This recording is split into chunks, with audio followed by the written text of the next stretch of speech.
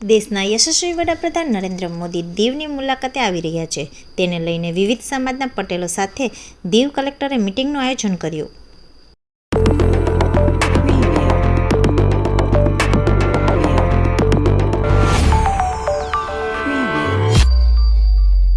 કેન્દ્ર શાસિત પ્રદેશ દીવ ખાતે દેશના પ્રધાનમંત્રી નરેન્દ્ર મોદી આવી રહ્યા છે, ત્યારે દીવ પ્રશાસન દ્વારા વિવિધ તૈયારીઓ કરવામાં આવી રહી છે.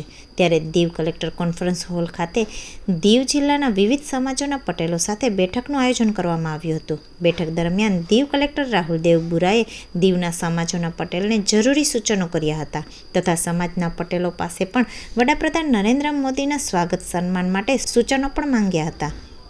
સમાજના પટેલોએ પણ અનેક સૂચનો કર્યા હતા. બેઠક દરમિયાન Diu collector Rahul Devbura, ADM Vivek Kumar, deputy collector Shivam Mishra, ચૂંટાયેલા પ્રતિનિધિઓ, દીવ જિલ્લાના વિવિધ સમાજના પટેલો, આગેવાનો વગેરે ઉપસ્થિત રહ્યા હતા.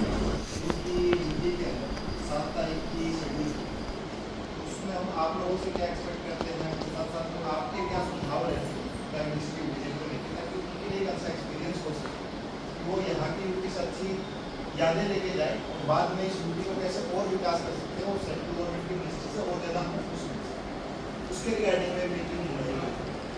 जितने भी लीडिंग सिटीजन्स हैं, समाज के लीडर्स हैं, जितने लोग आज प्रधान का है, हम लोग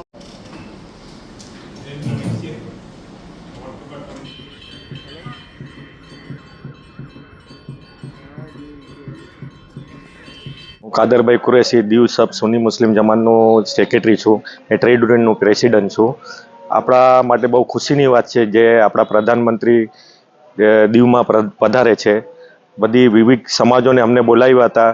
વિવિધ સમાજો બધી ભેગી થઈને અમે એવી છે ને બહુ ઉત્સાહ છે બધામાં કે બધી પબ્લિક ઉત્સાહથી ભેગી થાય એ બધા લોકો એમનું સન્માન કરે ફૂલહારથી. ને બહુ સારું છે કે દીવમાં અમારા માટે બહુ મોટી વાત છે કે પ્રધાનમંત્રી અમારા દીવમાં ત્રીજી વખત આવશે. પહેલી 2 વખત આવ્યા હતા, આ ત્રીજી વખત અમારા પ્રધાનમંત્રી, અને અમારા પ્રશાસનના કારણે અમારું એટલું સારું કામ થયેલું છે દીવમાં કે અમારી જો ટ્રેડ યુનિયનનું પ્રમુખ છું તો અમારી જે દીવની માર્કેટ છે બહુ સારી રીતે, બહુ બેસ્ટ ને બહુ સારી રીતે બનાવેલી છે.